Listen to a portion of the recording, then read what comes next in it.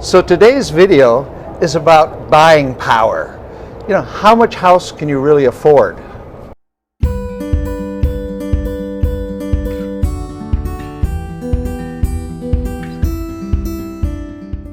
So talking about buying power, I have Mark Hall with me.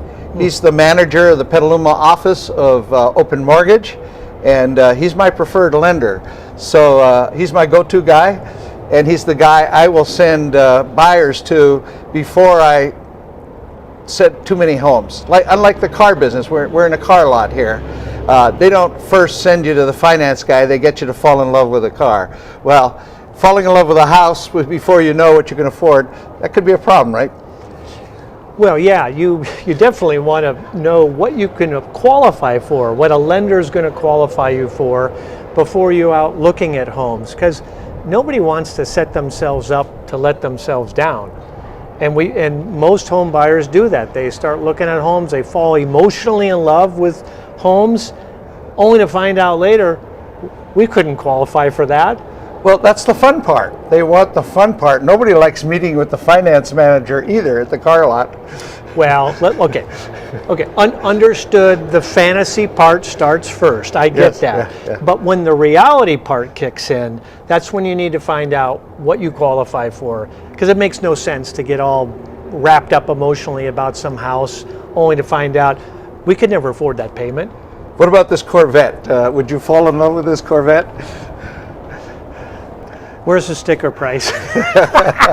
Well, it's somewhere around $100,000. So no, I wouldn't. Yeah, even if you could qualify. Well, I mean, some people they go out and they buy these expensive cars when they're getting serious to buy a house, and they take on a payment of $500-600 a month, which isn't that uncommon.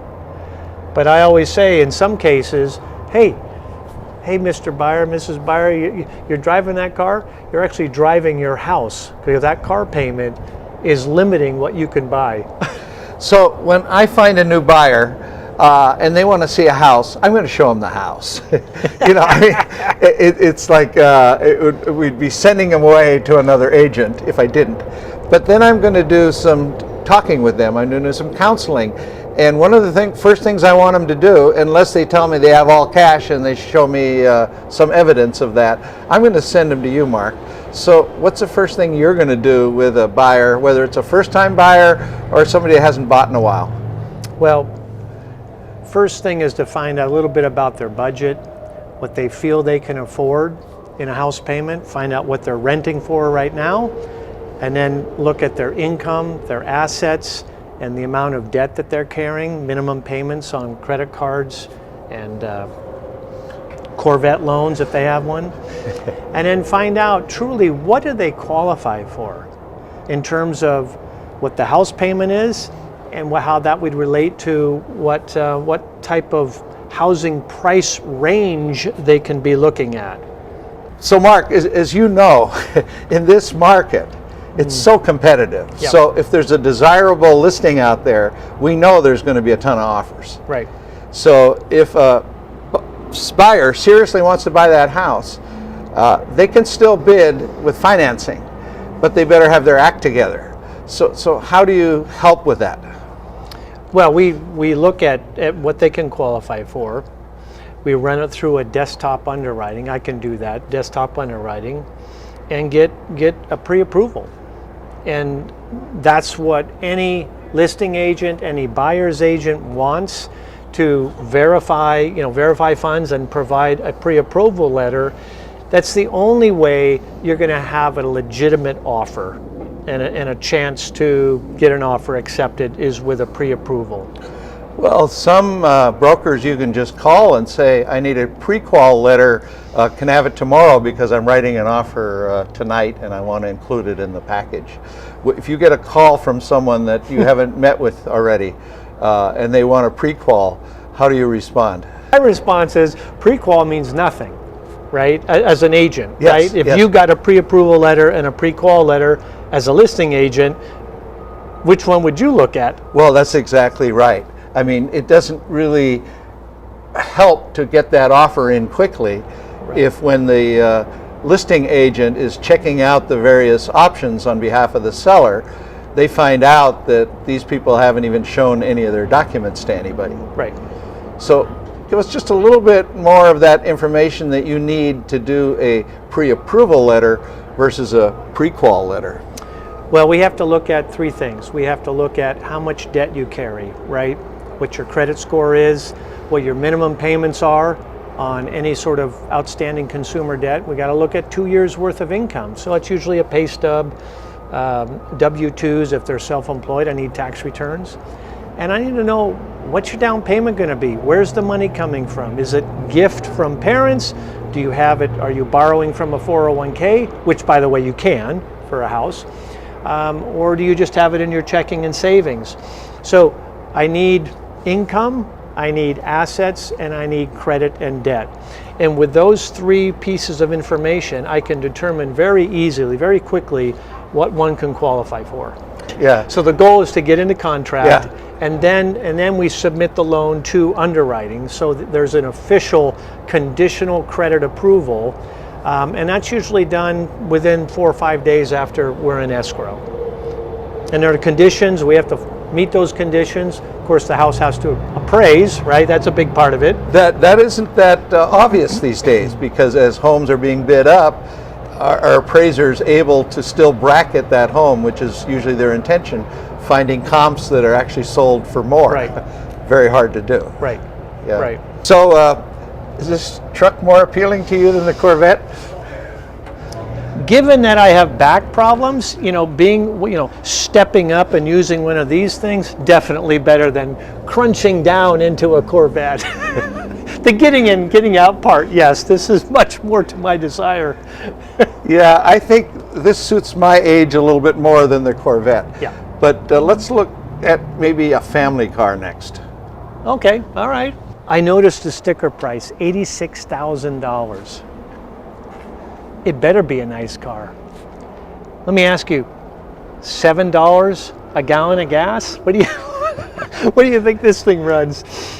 Yeah, well, I'm driving a car gets 50 miles to the gallon, Yeah, so yeah, I'm a little old-fashioned that way. That's right. But I know that some folks, they just want to look good in their neighborhood. Oh, I know. Baby boomers like us, yeah, we're driving the economy car. But this car, unless you paid cash, unless you put half down, it's got to be close to a $800,000 a month payment.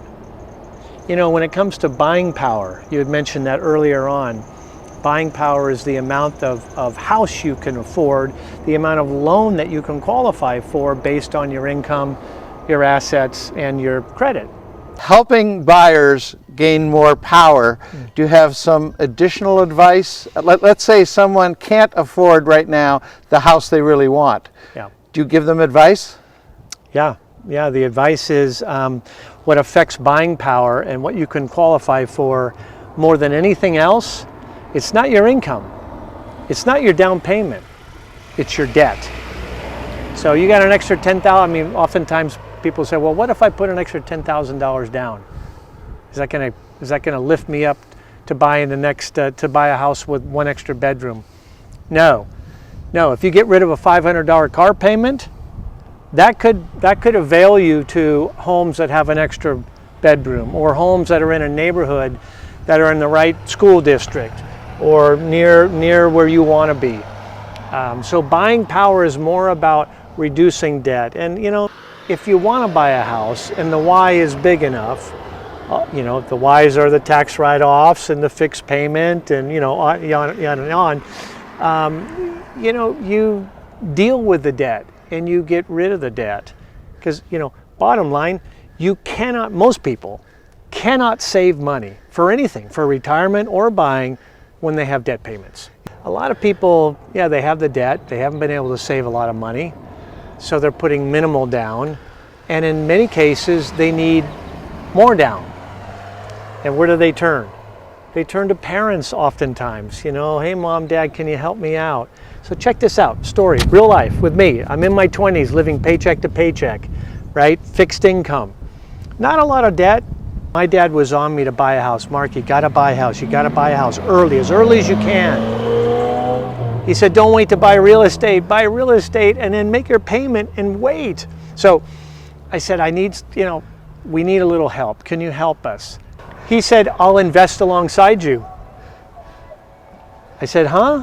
He said, look, you're a first-time home buyer, not a last-time home buyer. You're not gonna have this as your only home. When you sell the home, I want my money back because I need it for my retirement. I was more than happy because it helped us get the house we wanted to buy in the right neighborhood. And I was more than happy. 2 years later, we sold, right? We had a lot of equity. I said, here, Dad, here's your money back plus a little interest. But it was an easier way for kids to ask parents if they need a gift. It's a better way to ask rather than, can I get some money? Can you help me with the down? Why don't you say, can you invest alongside me temporarily and I'll pay you back when I sell the home? Just very nice, good story, and it's important because the fun part is looking at homes, and I like having fun with you. I like looking at homes too. The hard part is landing the deal. When you have financing, there's a lot of competition, and to be strong in that competition, you've got to have your financial house in order. And maybe you're not ready now, but you are ready now to talk to somebody like Mark and take a deep dive into your financial situation and see what you can do over time to improve it, so that when you are ready to look at homes, you know you can buy one if you fall in love with it. I agree. Thank you, Mark. All righty.